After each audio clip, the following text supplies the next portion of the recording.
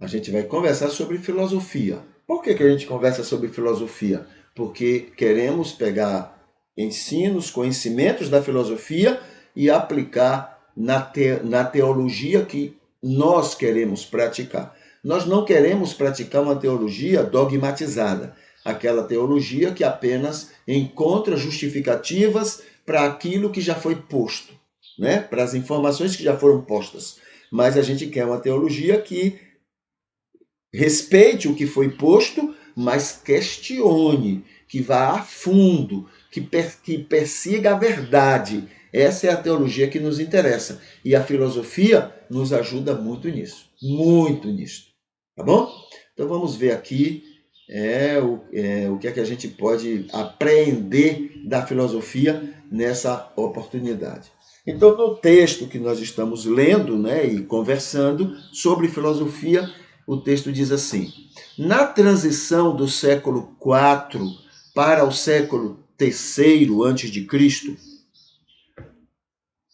durante o período helenístico, esse período é o período que a Grécia está dominando o mundo, está levando sua cultura pelo mundo, né? E chega a Jerusalém, chega a outras partes do mundo, tá bom? Então, o período helenístico, formam-se duas escolas filosóficas cujos ensinamentos representam uma clara mudança de ênfase em relação à Academia de Platão e à escola peripatética. São escolas que são de épocas anteriores. Então, essas escolas se notabilizaram, a escola de Platão, a escola de Aristóteles, elas se notabilizaram e marcaram época, teve muita gente estudando a respeito do pensamento deles, etc. Mas agora, nesse período helenístico, já surgem escolas que vão como que superar, vão, a partir da experiência dessas outras duas escolas, vão crescer, desenvolver, vão além, não é, daquilo que Platão e Aristóteles haviam alcançado nas suas reflexões. Então diz aqui, essas escolas que estão superando essas duas outras de Platão e de Aristóteles, sua preocupação é principalmente a redenção pessoal, né? A preocupação com o ser humano, com a vida do ser humano. Aí, tanto para Epicuro, que era então o pai, era o iniciador de uma dessas duas escolas que vieram depois, na época helenística. Então, tanto para Epicuro e seus seguidores, como para Zenão de Sítio e demais estoicos, o principal objetivo da filosofia deveria ser a obtenção da serenidade de espírito. Tá? Então era um esforço para que as coisas fossem tratadas em relação ao ser humano, fossem tratadas com mais segurança, com mais verdades, não no aspecto poético, mas no aspecto mais real, né, verdadeiro. Terceiro, as duas escolas também se assemelham na crença de que esse objetivo passa por uma espécie de harmonização entre o indivíduo e a natureza. Olha, a preocupação agora é o indivíduo. Mas para ter. E a preocupação das escolas anteriores seria a natureza, seria, né, o mundo, o universo, a vida em si, a existência. Enquanto que eles agora vão se preocupar com o indivíduo, com as pessoas. E aí, agora eles estão entendendo que para entender o indivíduo é preciso ter uma visão maior a respeito da natureza. Cadê? Uma harmonização do indivíduo com a natureza, mas divergem quanto à forma de se realizar essa harmonização. Então vamos ver aqui. Para Epicuro, os epicuristas, a sintonia com a natureza supõe a aceitação das necessidades e desejos naturais. Eu aceito as minhas limitações e aceito as minhas vontades, os meus desejos, minhas carências, eu aceito isso. Eu não rejeito, não. Eu vou aceitar que isso faz parte de mim. É como se fosse eu mesmo, cada uma dessas coisas.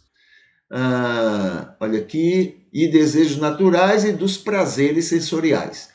Dessa forma, ele preconiza a fruição moderada dos prazeres e comedida gratificação dos desejos. Então é isso.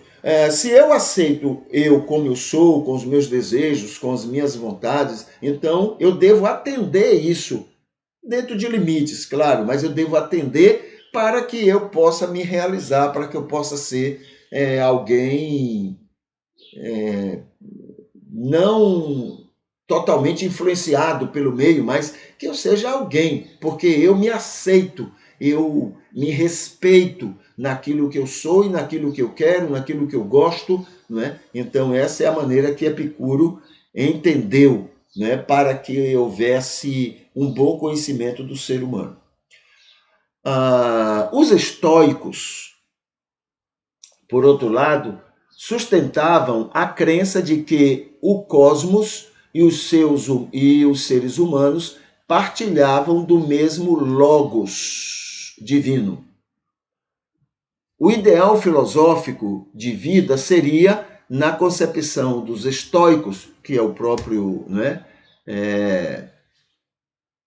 o nome desse rapaz aqui, desse fundador, o nome dele é Zenão.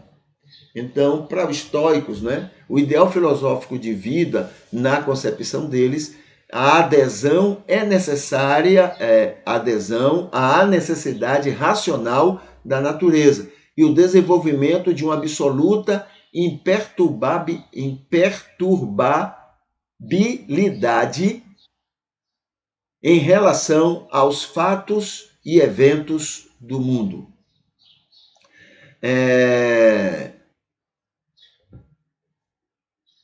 Aqui ele fala a necessidade racional da natureza e o desenvolvimento de uma absoluta imperturbabilidade em relação aos fatos e eventos do mundo. Então, o que ele coloca, esse segundo, é o seguinte: para que você possa ser você, você não tem que necessariamente atender os seus desejos, porque muitas vezes eles são prejudiciais aos outros, entendeu? Às outras pessoas. E isso vai ser negativo.